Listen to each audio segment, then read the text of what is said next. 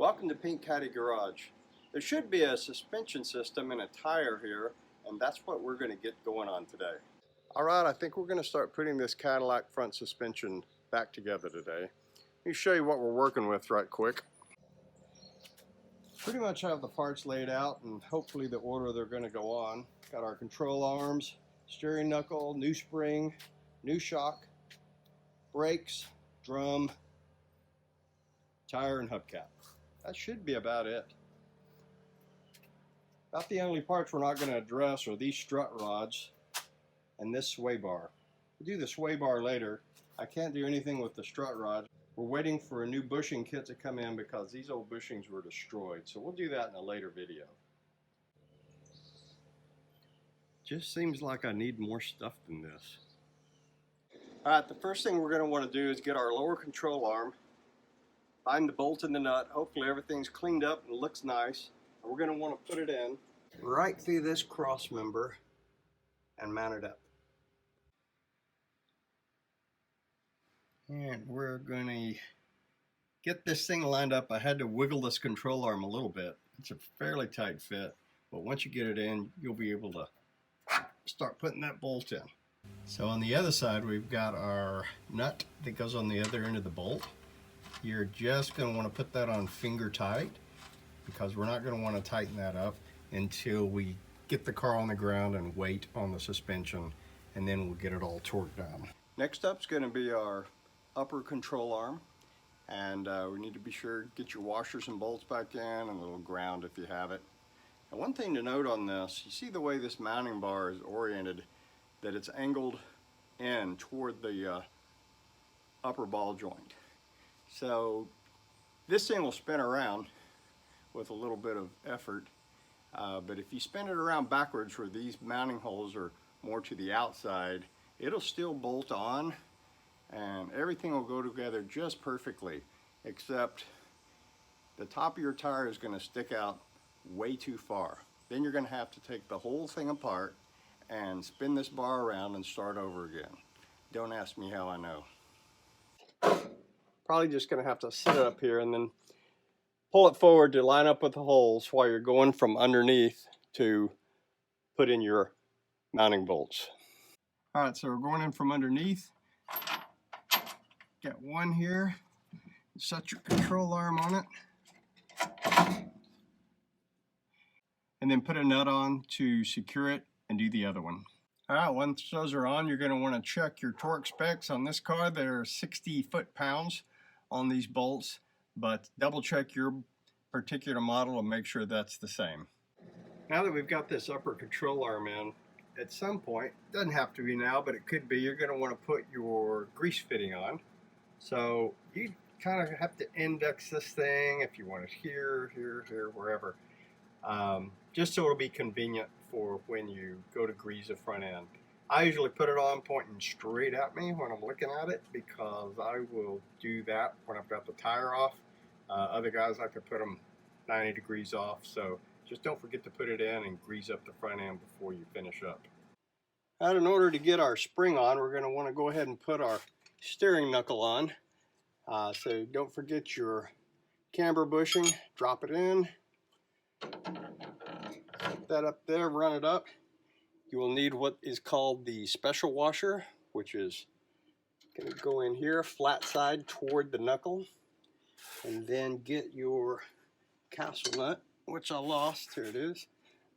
And then get your castle nut, which will come with your new ball joint. And just run that on there. This will hold your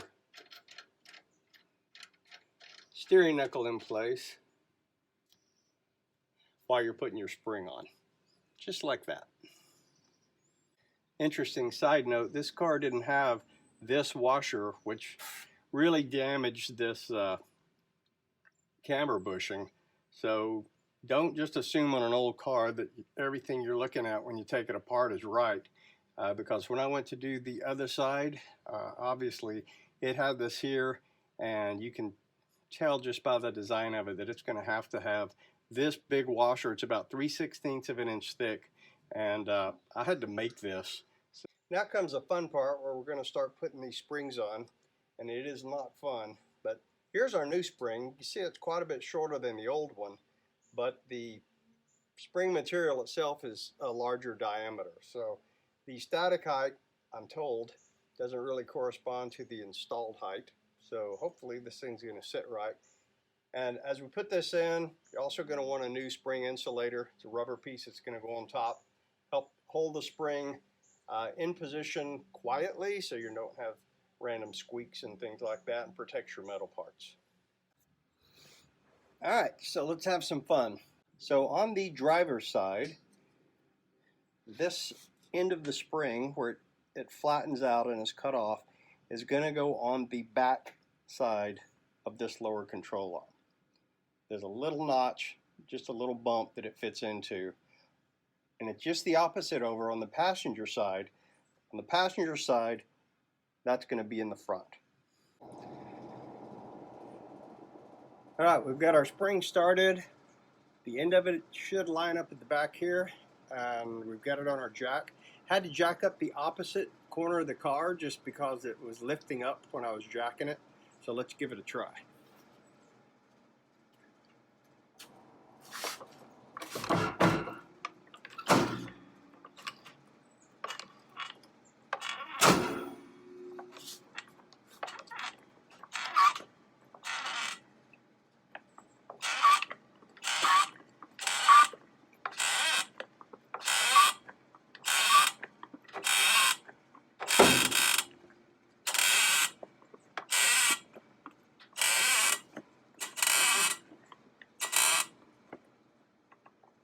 And we're at the end of our jack. And I said have that castle nut ready, but now I've lost it, of course.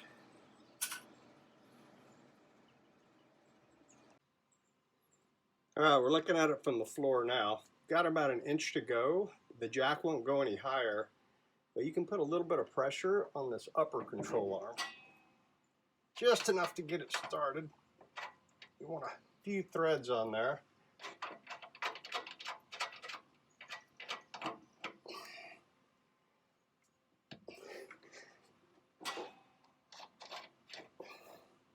Alright, and that will now look like that. So you've got your lower ball joint castle nut on, upper joint. This thing should be stable now. If we go around to the back side, you can see over here, hopefully, nope, too much light. Anyway, this spring is right on the bump stop, which is what you want.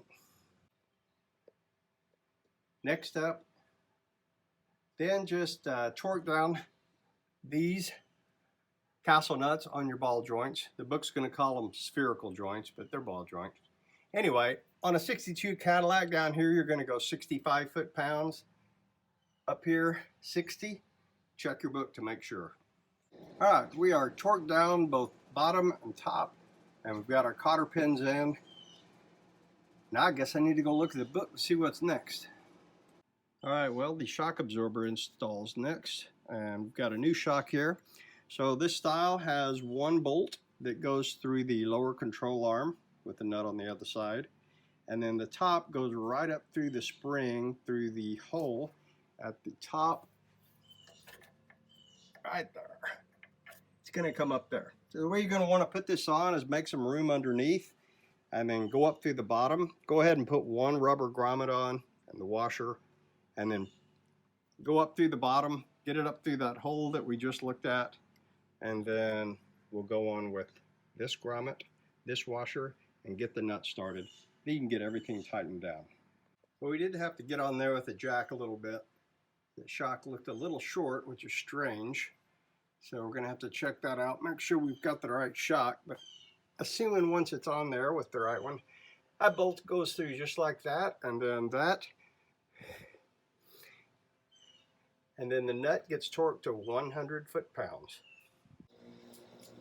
If you've never put on one of these style shocks before with a stud, it's a little bit of a pain, but if you've got one of these ratchet wrenches, it's a 9/16, you can go ahead and put it on.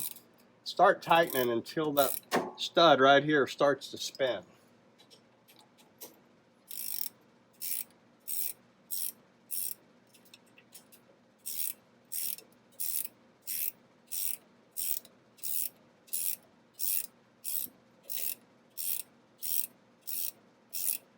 Well, I don't think it's going to spin, so that's easy. You just want this rubber grommet to be compressed and sticking out even, or even, let's go a little bit more, a little bit outside. Sometimes, as I was going to show you, you're going to have to hold this upper part with some vice grips or something while you work this down with your wrench, but we caught a break that time. Now we're going to have to put back on a part that I didn't clean up. Kind of wish I did, but we're going to do this whole steering system later. So this steering components are going to go right here, and then we will go take a look at what's next.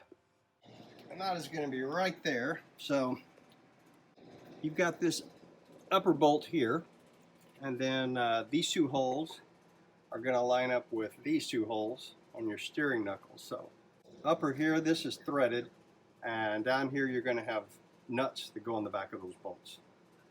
I'll show you the order of this right quick. So you've got a plate and another plate, so you're going to want to line those two up and then put these two bolts through, and they are going to go all the way through to this side. And they come out here, then we're going to put our bolts on. I'll get some torque specs in a minute.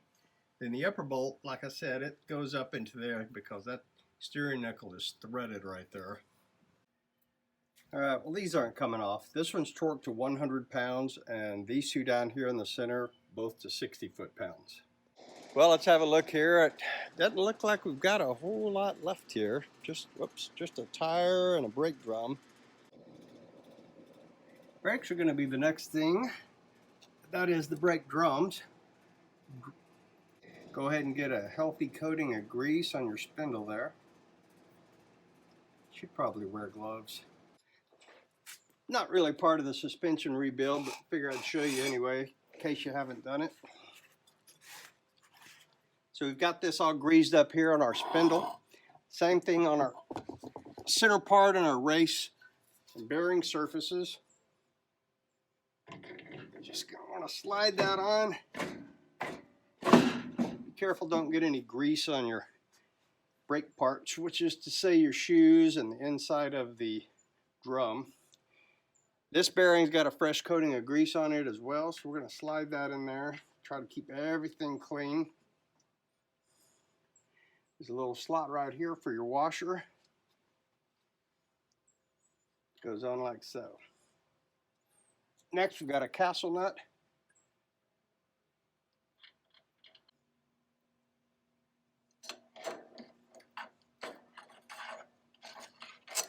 Now you want to now you're going to want to get this tight, but not so much that it's interfering with your bearings. If you get those bearings too tight, that drum's not going to want to move. So keep checking it. Also, the opposite of that's going to be if we're too loose, which we seem to be good. You've got a cotter pin here that's going to have to go in through a hole. So you're going to have to get one of these slots on the castle nut to line up. We've got our hole lined up. We can get our cotter pin in, where we can get our cotter pin in. That's in. And we'll bend one of our ends up to sort of retain on there.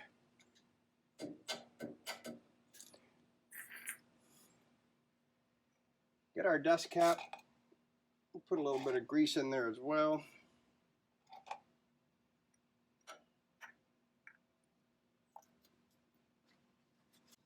Tamp this dust cover on.